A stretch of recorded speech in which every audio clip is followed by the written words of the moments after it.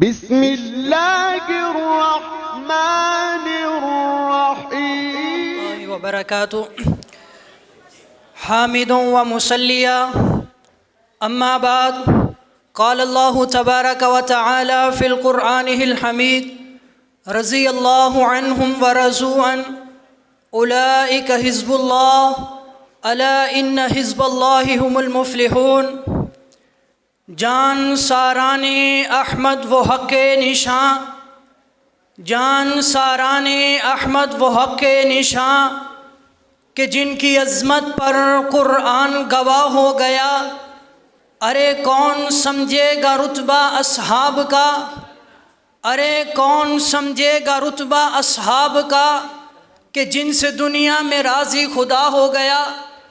ارباب و علم و دانش اور معزز علماء اکرام، آج کا موضوع عظمت صحابہ، رفعت صحابہ، بلندی صحابہ، شان صحابہ، مناقب صحابہ، اور کون صحابہ کہ جن کے ایمان کو اللہ نے میرے لیے اور آپ کے لیے نمونہ اور آئیڈیل بنا دیا، اعلان فرما دیا فَإِنْ آمَنُوا بِمِثْلِ مَا آمَنْتُمْ بِهِ فَقَدِ اهْتَدَوْا۔ اگر تم ایمان لانا چاہتے ہو تو ایمان نبی کے یاروں جیسا لے کر آؤ، اگر ایمان لانا چاہتے ہو تو نبی کے وفاداروں جیسا لے کر آؤ۔ جیسا ایمان صدیق اکبر کا تھا، جیسا ایمان فاروق اعظم کا تھا، جیسا ایمان حضرت ذوالنورین کا تھا، جیسا ایمان حضرت حیدر کرار کا تھا، جیسا ایمان حضرت امیر معاویہ کا تھا، جیسا ایمان حضرت بلال حبشی کا تھا، اور کون صحابہ کہ جن کا انتخاب خود رب تعالی نے فرما دیا۔ پہلے اللہ نے میرے نبی کا انتخاب فرمایا، پھر میرے نبی کے لیے میرے نبی کو یاروں کا انتخاب فرما دیا۔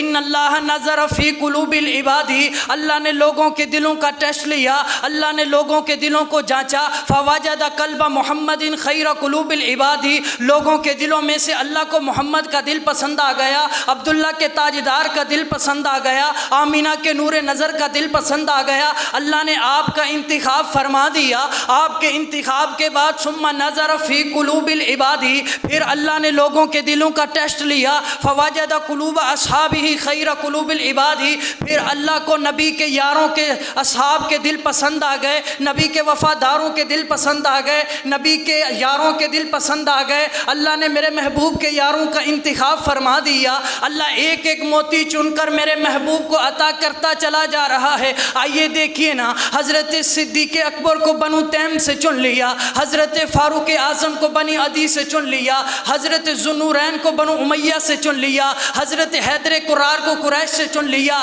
حضرت ابو ذر کو قبیلہ غفار سے چن لیا، حضرت سلمان کو فارس سے چن لیا، حضرت بلال حبشی کو حبشہ سے چن لیا۔ نہ مال دیکھا، نہ حسن دیکھا، نہ جمال دیکھا، نہ نسب دیکھا، نہ خاندان دیکھا، بلکہ اللہ ایک ایک کا دل پسند کرتا چلا جا رہا ہے اور میرے محبوب کو عطا کرتا چلا جا رہا ہے۔ اور کون صحابہ کہ جن کی عظمت کے بارے میں قرآن بولا رضی اللہ عنہم ورضوا عنہ، جن کے بارے میں قرآن نے اعلان فرمایا اولئک حزب اللہ، کہیں اعلان فرمایا اولئک هم الراشدون، کہیں اعلان فرمایا اولئک هم المؤمنون حقا، اور کہیں اعلان فرمایا محمد الرسول اللہ والذین معه اشداء علی الکفار، اور کہیں اعلان فرمایا لقد رضی اللہ عن المؤمنین اذ یبایعونک تحت الشجرہ۔ اور کون صحابہ، وہ صحابہ کہ جن کے لیے میرا مرنا، جن کے لیے میرا جینا، جن کی عظمت کو آمینہ کے لال نے کچھ یوں بیان کر دیا۔ اٹھائیے صحیح بخاری کتاب المناقب، اللہ کے نبی نے فرمایا لا تسبوا اصحابی